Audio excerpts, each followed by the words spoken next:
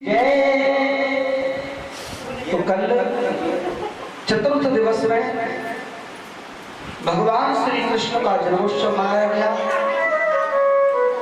और भगवान श्री कृष्ण को वसुदेव जी उसी जेल में से निकाल करके ले गए, लेकिन वसुदेव जी के हाथ में और पैर में बेड़ियां पड़ी हुई थी। तो वसुदेव ने कहा कि प्रभु आप ये बताइए, मेरे हाथ में तो हथकड़ियां और बेड़ियां पड़ी हुई हैं, मैं निकल कैसे सकता हूं यहां से? तो मेरे भगवान ने कहा कि जो भी मेरी शरण में आ जाता है उसके सारे बंधन खुल जाते हैं, सारे बंधन खुल जाते हैं। तो मुझे उठाओ तो सही। जैसे ही वसुदेव जी ने हाथ में उठाया और हाथ में उठाते ही जैसे ही चलने के लिए हुए तो सारी हथकड़ियां बेड़ियां सब खुल गई। खुलने के बाद जितने भी जेल में सैनिक थे सबको सुला दिया, ऐसी गहरी नींद में सुला दिया कि उनको ये तक नहीं पता चला कि कौन हुआ था, कहां से हुआ था। और भगवान को लेकर के सीधे चले जा रहे थे तो बीच रास्ते में यमुना जी पड़ गई। जैसे ही यमुना जी पड़ी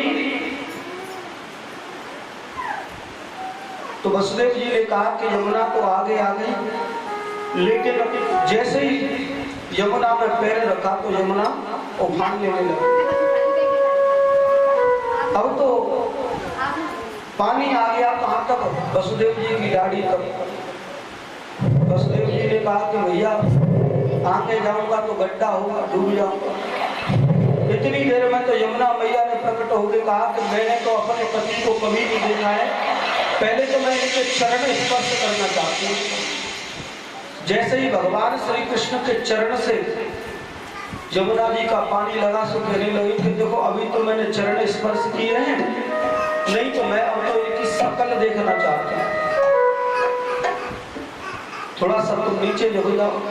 जैसे ही नीचे झुके सो भगवान श्री कृष्ण की चेहरा दिख गया और यमुना जी धीरे धीरे धीरे धीरे बिल्कुल ले जा करके मैया यशोदा के बगल में भगवान श्री कृष्ण को सुला दिया। और मैया यशोदा के जो कन्या हुई थी उसी को वसुदेव ला करके उसी जेल में प्रवेश कर लिया। इतनी देर में यशोदा मैया के बगल में जो पुत्र सो रहा था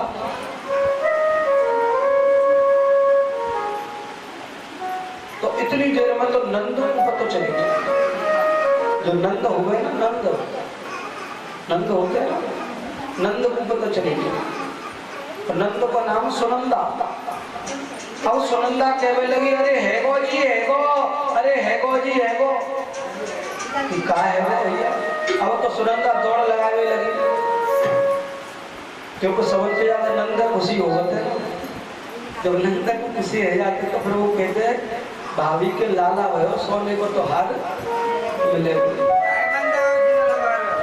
अब तो सुनंदा आवाज लगाती हुई दौड़ती हुई नंद बाबा के पास में पहुंची। अरे भैया है वो कि भैया कहा है वो, बताए तो है। तो सुनंदा ने नंद बाबा को बताया कि अरे भाभी के लाला भयो। अब सुनंदा ने ना देखो कि लाला ही भयो के लाली भैया। और जैसे ही वसुदेव जी नंद जी को पता चला तो नंद जी देखने के लिए चली गई।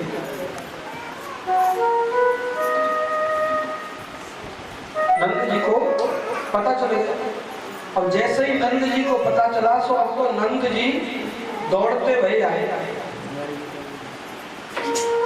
जैसे ही नंद जी दौड़ते हुए आए तो सुनंदा ने अपने मन में विचार करो कि अरे बहना कहूँ जी लली ना हो, अगर लली बही तो गले कट जाने करोड़न के। भैया भगवान लाल ही हो, ये तो लाल ही है जाए। अब जैसे झीनी सी चुनरिया ओढ़ करके मैया यशोदा के बगल में वो पुत्र पड़ा है और जीनी से चुनरिया उठा करके देखा और देखते ही वो तो लाला है। अरे भैया अब तो मैं लूंगी कि कालेगी कि अब तो वो सोने को हार चाहिए कि अच्छा सोने का हार दिलवाएंगे। इतनी देर में सब ब्रजवासियों को पता चल गई कि लाला है वो, मैया यशोदा के लाला हो गया। सबरे ब्रजवासियों को पता चल गई। ब्रजवासी कहने लगे कि भैया अब तो खूब आनंद मना रहे ब्रजवासी। और साडिल्य मुनि वेद मंत्रों का उच्चारण कर रहे थे। तो हमारे ब्रज में कहावत है कि बाबा ने सबसे पहले तो आकर के स्वस्थ वाचन मंत्र कराया और स्वस्थ वाचन बुलवा करके कहा कि भैया हमारे घर पे लाला बनो। अब तो जितनी भी ब्रज की गोपियां ग्वाल बाल सब कहने लगे अरे भैया यशोदा के लाला बनो, मैं हूं सजूंगी, मैं हूं सजूंगी, मैं हूं सजूंगी। बूढ़ी है तो सज रही है, जवान है तो सज रही है। तो एक 95 वर्ष की मैया, एक 95 वर्ष की मैया और 95 वर्ष की मैया, अब तो मानो कि मैया को 95 वर्ष में कहा है पक्षी जी ऊपर पड़ जाता है। अब तो पढ़ना पहले कहां पड़ जाता। तो 95 वर्ष की मैया और 95 वर्ष की मैया को दिखतू कम है, दिखता नहीं मैया को, बहुत कम दिखता। अब तो 95 वर्ष की मैया दिखता कम है, लेकिन जितनी भी ब्रज की गोपियां हैं ग्वाल वाल हैं सबने 84 गज के लहंगा पहने। अब 84 गज के लहंगा पहने और सबने श्रृंगार कर लिया। तो जितनी भी ब्रज की गोपियां हैं सबने 84 गज के लहंगा पहन लिए और सबने 16 प्रकार का श्रृंगार कर लिया। कितने प्रकार का? जब तो बोला करो ना तो 16 प्रकार का। अब जैसे ही 16 प्रकार का श्रृंगार किया सब गोपियां कहने लगी कि मैं भी सजूं। लेकिन 95 वर्ष की जो मैया थी ना उनको दिखाई कम दे, दिखाई कम दे। तो जो होटल पे लगाने वाली चीज हो ना वो लगा ली मैया ने आंख में, और जो आंख में लगाने वाली है तो वो होटल पे लगा ली। अब तो मैया कह रही मैं हूं जाऊंगी लाला की बधाई देने के लिए। अब वो 95 वर्ष की मैया युवती है वो भी सज रही है, वृद्ध है वो भी सज रही है, सब ग्वाल वाल सब सज के और एक एक हाथ में लठिया और ले ले। हमारे तो ब्रजवासी ऐसे ही करे, डंडा लेकर चले सब। तो एक लठिया ले गई और लठिया ले करके मैया यशोदा के द्वार पर पहुंच। गोपियां जो है मैया यशोदा के पास में पहुंची और आज का बड़ी जोर से बधाई देने लगे। अरे यशोदा मैया तुम्हें बधाई हो, तुम्हारे लाला भयो। अब सब लोग जितने भी थे बड़े आनंद मना रहे थे। अब जैसे ही वो सब लोग आनंद मना रहे थे, अब जितनी भी ब्रज की गोपियां थी, जितने भी ग्वाल वाले थे, खूब नाच गा करके खूब बधाई दी। लेकिन कंजूसों तुमने ना दे, है ना? दही का ना दही परीक्षा जी बधाई ना दही तो अच्छा अच्छा उधार करवाए दी जाए। हाँ टेंशन मत लो, उधार तो पटाए लेंगे। उधार हाँ तो सब ब्रजवासी बड़े भाव के साथ तो मना रहे थे। इतनी जोर से शब्द भयो, इतनी जोर से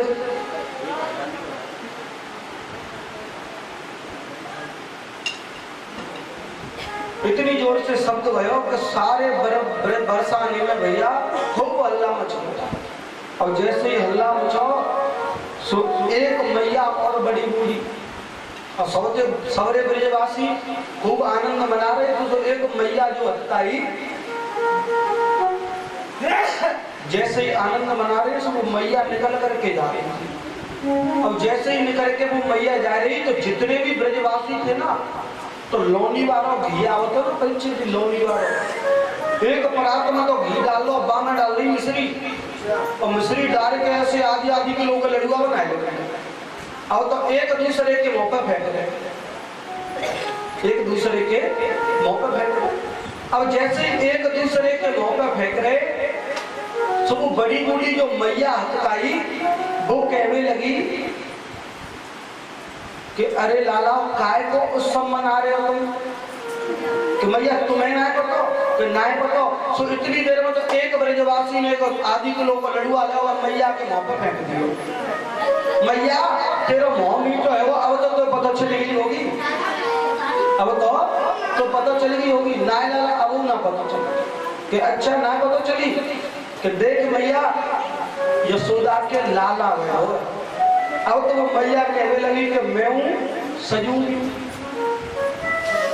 अब तो वो मैया गई और मैया यशोदा को बधाई दे रही अरे यशोदा मैया बधाई हो तुम्हें लाला भया हो। अब तो मैया बोली कि मेरो लाला थोड़ी है तुम सबके आशीर्वाद से ये लाला भया हुआ है और तुम्हारे आशीर्वाद से मैं मेरो थोड़ी है। और लाला को आशीर्वाद दो और आशीर्वाद देने के बाद में नंद बाबा ने लाला के जन्मोत्सव की खुशी में परीक्षित जी लाला को जन्मोत्सव तुम्हारे तो कौन को देवते को लाला के जन्मोत्सव में नंद बाबा ने 2 लाख गाय दान कर दी कितनी 2 लाख और 7 तिल के पहाड़ बनाए वो भी स्वर्ण मंडित करके वो भी दान में दे दिए खूब दान दिया। नंद बाबा ने कही भैया मेरे पास पर जितना आवे वो मैं उतना ही लुटाऊंगा जितना आएगा मैं उतना ही लुटाऊंगा क्योंकि संसार के जो पुत्र होते हैं ना उनका तो जन्मोत्सव हम हर साल मनाते नहीं मनाते और जो भगवान का जन्मोत्सव मनाया जाता वो एक बार ही मनाया जाता। ऐसे ही गोपियों के मन में कितनी खुशी हो गई ऐसा श्रृंगार करके आई ऐसी सुंदर झांकी थी सब गोपियां सज धज करके आ गई और जैसे सब सज धज करके आई अरे नंद रानी की लाला भयो आजू ना सजोगी तो तुम कब सजोगी तुम आज भी नहीं सजोगी तो कब सजोगी। बड़े आनंद की बात है कि सबके लिए आनंद हो रहा है और गोपियां लाला को आशीर्वाद दे रही हैं लेकिन नंद बाबा तो लाला को जन्मोत्सव मनाने में लगे हुए हैं लेकिन मैया रोहिणी जो होता है मैया रोहिणी अपनी ऊपर छत पर खिड़की में से देख रही लाला को जन्मोत्सव। रोहिणी मैया क्यों नहीं आई है लाला के जन्मोत्सव में क्यों नहीं आई है वो बीमार पड़ेगी क्यों ना आई बताओ कल ही कथा सुनाई तो भूले गए आओ ना बताओ सब बढ़िया ऐसे ही सुने भाई ऐसे ही खेले भाई घास फूस जैसा कट जाए तो सब काटने बिना तो काटेंगे। अच्छा ये बताओ आज तो पहले भैया कथा नहीं है रही तो जैसे घर में रह रहेगा जैसे तो नहीं रही पर लेकिन कालना की कथा चालू भई का बाद में नियम टाइम सब चालू है वो नहीं है वो तो भैया 1 बजे वहां पहुंचना हो है ना। अब कल तुम कथा भूल जाओगे। रोहिणी मैया इसलिए नहीं आई है कि रोहिणी मैया के जो पति देव है ना वो जेल में बंद है वसुदेव जी जेल में बंद थे क्या ना इसलिए वो जन्मोत्सव में नहीं आई है। बहुत देर तक जन्मोत्सव मनाते रहे अब तो ऐसा जन्मोत्सव मनाया कि मानो बिल्कुल लक्ष्मी जी वही विराजमान हो। नंद कछु इतनो जो दियो घनश्याम कुबेरों की मत होगी देखत मोह लुटाए दियो न बची बचिया चचिया ना खिचोजी। नंद बाबा ने सब कुछ लुटा दिया और जैसे ही नंद बाबा लुटाते जाए ना और नंद बाबा के खजाने में साक्षात लक्ष्मी जी विराजमान हो गई बिल्कुल लक्ष्मी जी आकर के बैठे तुम लौटाओगे तो मैं लौटाऊंगा उतना ही बराबर करती चली जा रही। हीरा जवाहरात सोना चांदी जो कुछ भी दान में दिया जा रहा है वो देते ही चले जा रहे हैं, वो नहीं देख रहे हैं कुछ नहीं बचा, क्योंकि एकदम से लक्ष्मी जी विराजमान हो गई। ऐसा लुटाया नंद बाबा ने, लेकिन नंद बाबा ने गंभीर होकर के कहा भैया आप लाला को तो जन्मोत्सव मनाओ, आप लाला को जन्मोत्सव मनाओ, और मैं जो है महाराज कंस को वार्षिक टैक्स लेकर आता हूं। पहले मथुरा में टैक्स ले जाओ, काय को टैक्स, पानी को टैक्स भरता हो तुम, पानी को भरता हो, ये लाइट नहीं चला रहे हो, पानी को टैक्स भरा हो गए। अच्छा बीटेक की चल रही है। तो पहले क्या था, मथुरा में टैक्स देने जाते थे महाराज कंस के लिए, क्योंकि महाराज कंस उद्दंडी थे, कहूँ कौए मारे बैठे, कहूँ कौए मारे बैठे। जितने भी बड़े बड़े राजा थे महाराज कंस गया टैक्स लेने जाते कि भैया हमारे बालक हमने छोड़ दिए, हमारे को मत मरवा दिए। नंद बाबा ने कही भैया मैं तो कंस के लिए वार्षिक टैक्स देने जा रहा हूँ, जब वार्षिक टैक्स देने के लिए जा रहा हूँ महाराज, जब तक तुम लाला को जन्मोत्सव मना।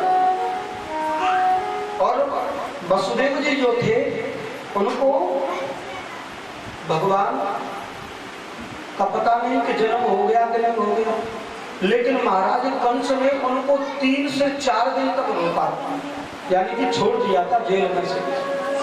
अब जैसे ही जेल में से छोड़ा सो वसुदेव जी और नंद बाबा दोनों का मिलन हो गया आपस में, और दोनों का मिलन हुआ सो वो कहने लगे अरे भैया वसुदेव हमें तो पता थी कि महाराज कंस ने तुम्हारे जितने भी पुत्र हुए सबको मार दिया, लेकिन वसुदेव जी ने बड़ा पक्का दिल करके कहा कि अरे नंद जी ऐसा है जो तुम्हारे घर पर जो पुत्र है ना, हमने तो यही समझ ले कि हमारे वो पुत्र हैं, वो पुत्र तो हमारे हैं और किसी के पुत्र नहीं। अब तो खूब मिलकर के रुदन करने लगे, और जैसे रुदन करने लगे तो वसुदेव जी बड़े कष्ट की बात कहते हैं कि भैया मैंने तो एक और बात सुनी कि बाद में एक कन्या बची थी, और उस कन्या को भी महाराज कंस ने मारा।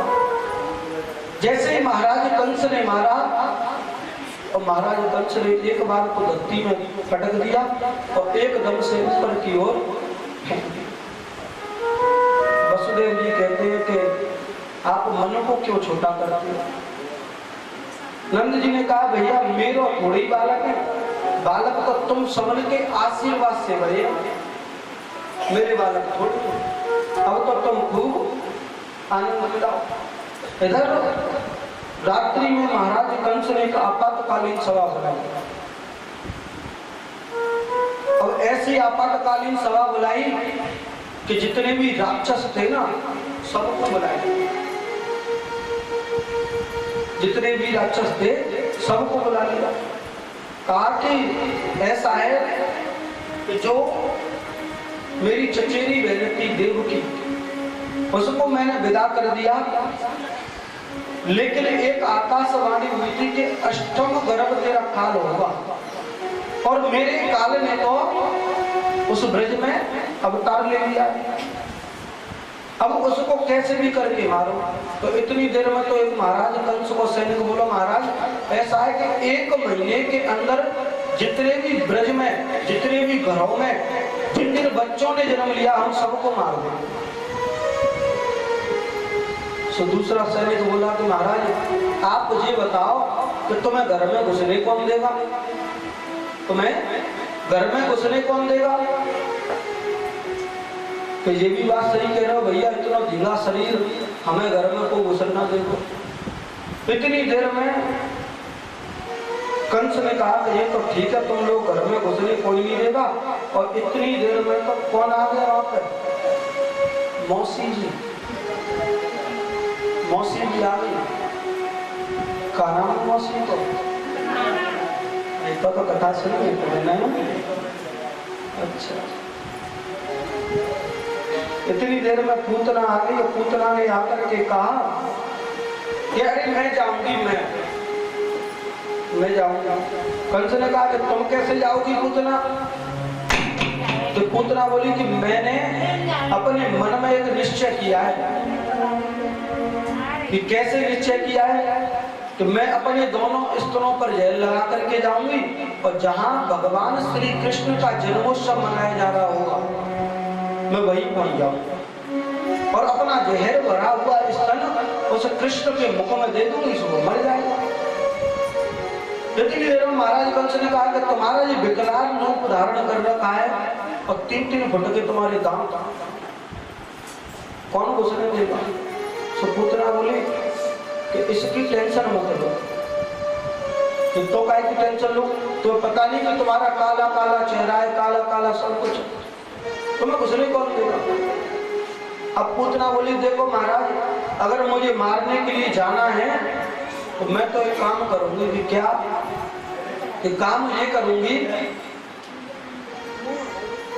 कि अपने दांतों को तो कटवा करके छोटे करवा लूंगा और जो मेरा चेहरा है ना, चेहरा, उस पर मैं प्लास्टर करवा लूंगी। प्लास्टर तो समझ गई होगी भैया?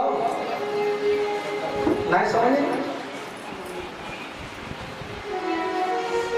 नहीं समझे? प्लास्टर का देखे तो घर में दीवार पर करवा है प्लास्टर ना है।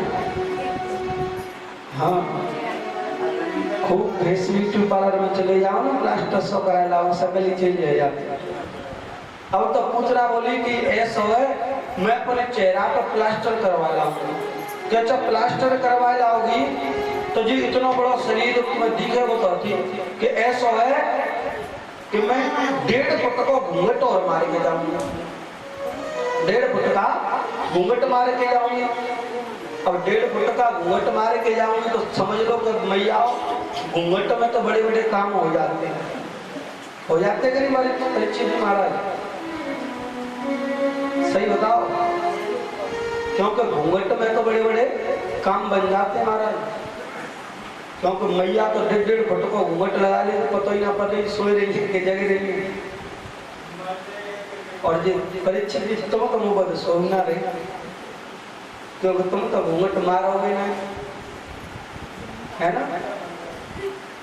तो घूंघट में बड़े बड़े काम हो जाते हैं।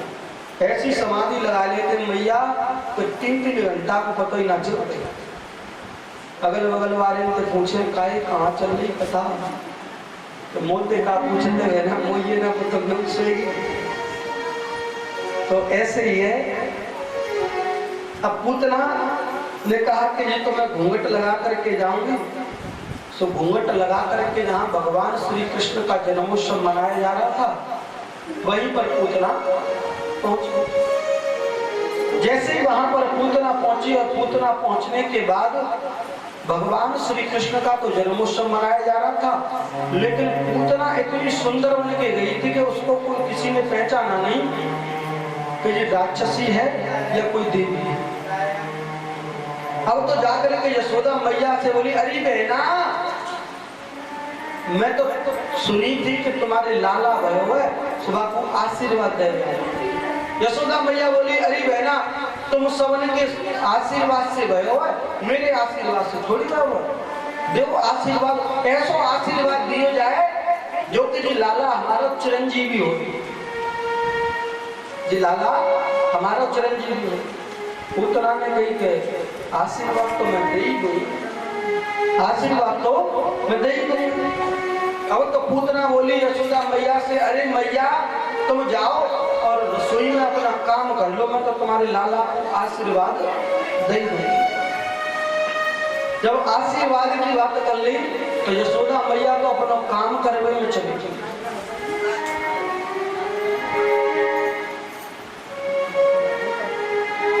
यशोदा मैया काम करने के लिए चली गई और जैसे ही काम करने के लिए गई और आज मेरे बाल कृष्ण प्रभु उस पलने में सो रहे हैं और जाकर के पूतना उस पलने के पास में पहुंचा। अब पलने के पास में जाकर के सबसे पहले तो लाला को देखो और आज मेरे गोविंद ने अपने दोनों नेत्रों को बंद कर लिया, दोनों नेत्रों को बंद कर। भगवान ने सोचा जी वैसे तो मुझे मारने के लिए आई है, लेकिन जी कार्य कौन सा करेगी? जी माता का कार्य करेगी। जो मेरी माँ मुझे दुग्धपान कराती है, माता का कार्य करेगी, इसलिए इसको किसकी मुक्ति देनी चाहिए? इसको किसकी मुक्ति देनी चाहिए? अब तो बालकृष्ण प्रभु ने अपनी दोनों आंखों को बंद किया, तो आंखें बंद जैसे की सो पूतना ने लाला को अपनी गोद में उठा लिया। गोद में उठाया सो लाला की आंख खुल गई, और जैसे ही पूतना ने अपना स्तन खोल करके मेरे बालकृष्ण प्रभु के मुख में दिया, और देने के बाद अब तो मेरे बालकृष्ण प्रभु गटकी गटक पीते ही चले जा रहे हैं। 1 मिनट हुई, 2 मिनट हुई, 4 मिनट हुई, 6 मिनट हो गई, 10 मिनट हो गई। पूतना करी, अरे लाला छोड़, अरे लाला छोड़। केवल 7 दिन के मेरे बालकृष्ण प्रभु बोल पड़े, अरे मौसी जी हम पे तो पकड़ो यावे, हम पे ना छोड़ो आप, हम पे तो पकड़ो यावे, तो हम पे छोड़ो ना। पूतना ने कही 7 दिन का बालक और आज ये बोल पड़ा, इस बालक के अंदर तो कोई शक्ति होगी। अब तो भगवान श्री कृष्ण ने कहा कि अब तो मौसी जी तुम्हें ठकाने ही लगाए के छोड़ेंगे, बात पहले ना छोड़ो। अब तो मेरे बालकृष्ण प्रभु खूब गटकी गटक दूध पीते जा रहे। पूतना करी, लाला छोड़, लाला छोड़, लाला छोड़, पर लेकिन वो काय को छोड़े। और आज मेरे बालकृष्ण प्रभु ने पूतना के प्राणों को अपनी ओर आकर्षित कर लिया। जैसे ही अपनी ओर आकर्षित कर लिया, और आकर्षित करके जैसे ही पूतना के प्राण अवरुद्ध हुए ना, जैसे व्यक्ति के जब प्राण जाते हैं तो लास्ट स्टेज जब चलती है ना, लास्ट उसको कटिया पे तो तारे के नीचे रख देता है, तो उससे कहा कही जाते हैं, भैया जाकर गैया दे दो शायद ये बची जाए। कही जाती है नहीं कही जाती है? जैसे गैया क्यों गई जाते हैं, क्यों गई जाते गैया? या तो जा पा रही छोड़ दी, या फिर बापार निकल ले जाते। ऐसे ही जब व्यक्ति के प्राण जाते हैं तो उसके कंठ में से आवाज नहीं निकलती है। जब उसके कंठ में से आवाज नहीं निकलती है तो केवल यमदूत उसके कंठ में चिमटा मारते। चिमटा, गर्म जो चिमटा होता है, उस चिमटे को उस कंठ में मारा जाता है कि तूने कभी भगवान का नाम इस जिह्वा पे नहीं लिया, और आज तू यहाँ आकर के पड़ा रहा है कि भगवान मुझे माफ कर दो, मुझे माफ कर दो। लेकिन इंसान जब मृत्यु होती तो ही याद करता है प्रभु को, उससे पहले याद नहीं करता है। अगर उससे पहले याद कर लिया होता तो यमदूत क्यों चिमटा मारते। ऐसे ही पूतना जो है, पूतना के प्राणों को अपनी ओर आकर्षित कर लिया, और अपनी ओर आकर्षित करने के बाद जैसे ही पूतना के प्राण जैसे ही चले गए, और पूतना का शरीर हो गया 18,000 किलोमीटर। कितना? 18,000 किलोमीटर पर जाके हाथ अगरे हाथ रस में, पांव अगरे पैगाम में, या तो मूल गिरो मनसा। अब तो इतना विकराल रूप धारण कर लिया कि जितने भी पूतना के शरीर के नीचे जितने भी पेड़ पौधे आए थे सब दब करके चकनाचूर। अब जैसे ही चकनाचूर हुए, अब चकनाचूर होते ही ब्रजवासियों को पता चल गया। अब तो जैसे ही ब्रजवासी दौड़े गए, और ब्रजवासियों ने जाकर के लाला को देखो तो पूतना के वक्षस्थल पर खेल रहे थे, पूतना के ऊपर खेल रहे। अब जितने भी ब्रजवासी थे सबने जाकर के मैया यशोदा ने सबसे पहले लाला को पकड़ लिया। अब जैसे ही लाला को पकड़ो तो मधुमंगल की माँ थी पूर्णमासी, और वो वृंदावन में, मथुरा में इतनी बड़ी पुजारी थी, बहुत ज्यादा, पर लेकिन गरीब थी वो। अब पूर्णमासी मैया ने कहा कि अरे यशोदा, तेने राक्षसी के हाथ में अपना लाला काय को दे दियो। श्री यशोदा मैया ने कही मुझे क्या पता था कि ये राक्षसी है या देवी है, मुझे नहीं पता था इसके। अब अब मुझे नहीं पता, तो अब लाला को उठा लिया, उठा करके गैया की पूंछ से झाड़ा लगा रही है, गैया की पूंछ से झाड़ा लगा रही है कि हे गोविंद भगवान मेरे लाला की रक्षा करना। यशोदा मैया कह रही है हे गोविंद भगवान मेरे लाला की रक्षा करना।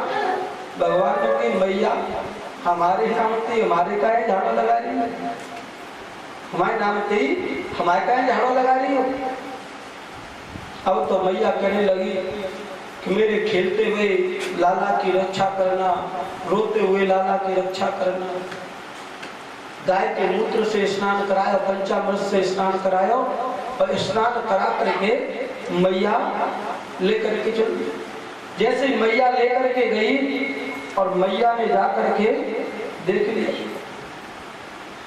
अब तो नंद बाबा के घर पर 50,000 से गोपियां ग्वाल वाल सब जा रहे हैं और 50,000 1 लाख लौट करके बधाई देने जा रहे हैं। अब बधाई देने जा रहे हैं तो हमारे ब्रज में एक कहावत है,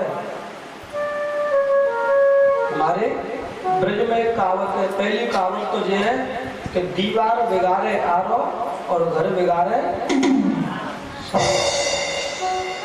और दूसरी कहावत है आजा बज के मारे तेरे मूल पे हड्डियां फोड़ूंगी, आजा। अब तो जितने भी ऐसे घूंघट का क्या मतलब है कि हमारे हिंदू धर्म में तो केवल एक सर पे रख लो वही घूंघट का प्रचलन होता है, लेकिन 50,000 जा रहे हैं, 25,000 आ रहे हैं, कुछ कोई जा रहा है कोई कहीं जा रहा है। अब तो मैया यशोदा को बधाई देने के लिए जा रहे हैं। दूसरा बोली अजी आई कहाँ से हो आपके घर पे लाला बता, सुन करके आशीर्वाद दो। अब देख करके पूतना लाला को उठा करके ले गई, लेकिन संतों का बड़ा बड़ा भाव है। एक संत तो बोले कि ऐसा है कि जब पूतना भगवान श्री कृष्ण को मारने के लिए आई थी तो भगवान श्री कृष्ण ने अपने दोनों नेत्रों को क्यों बंद कर रखा, क्यों बंद कर लिया महाराज? परीक्षित जी क्यों बंद कर लिया?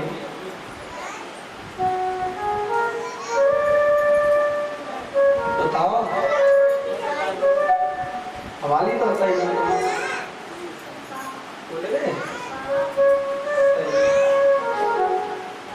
तो बड़े बड़े संतों का बड़ा बड़ा भाव था। तो एक संत बोले कि जैसे ही पूतना मारने के लिए आई थी ना तो भगवान श्री कृष्ण ने अपनी दोनों नेत्रों को बंद कर दिया, क्योंकि भगवान श्री कृष्ण की एक आंख में सूर्य का प्रकाश होता है, एक में चंद्रमा।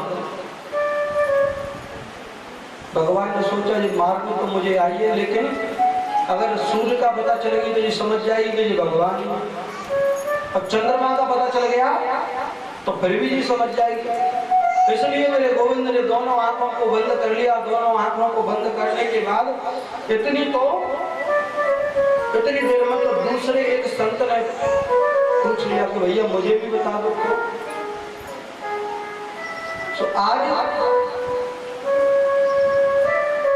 बालकृष्ण प्रभु के पास में जैसे पूतना पहुंची थी तो मेरे बालकृष्ण प्रभु ने सबसे पहले तो आंखों को इसलिए बंद कर लिया कि भोले बाबा से प्रार्थना करने लगे। अरे बाबा भोले बाबा ऐसा है कि हम पे तो जहर वहर पियो आवत ना है, तुम जहर पी लेना और हम तो केवल दुग्ध पान करेंगे। तो भगवान भोलेनाथ से प्रार्थना करने लगे बालकृष्ण प्रभु। जैसे ही बालकृष्ण प्रभु भगवान से प्रार्थना करने लगे और प्रार्थना करने के बाद अब तो मेरे बालकृष्ण प्रभु ने अपने दोनों नेत्रों को बंद कर लिया और दोनों नेत्रों को बंद करने के बाद में अब तो आज मैया यशोदा ने झाड़ू लगाया, झाड़ू लगा करके लाला की नजर उतारी। आचार्य सुखदेव जी कहते हैं कि हे राजा परीक्षित, पूतना का नाम भी बढ़िया नहीं है और काम भी बढ़िया नहीं है। पूतना का नाम भी बढ़िया नहीं है और काम भी बढ़िया नहीं है, क्योंकि जिसका भोजन बढ़िया नहीं है, रहन सहन बढ़िया नहीं है, वो आदमी कैसे बढ़िया हो सकता है। इसीलिए आज भगवान श्री कृष्ण पूतना के सारे दुर्गुणों को बुला दिया, दुर्गुणों को बुला करके पूतना को माता की गति प्रदान की। आज इसने मुझे दुग्धपान कराने आई थी, लेकिन मैं इसको माता की गति देना चाहता हूँ।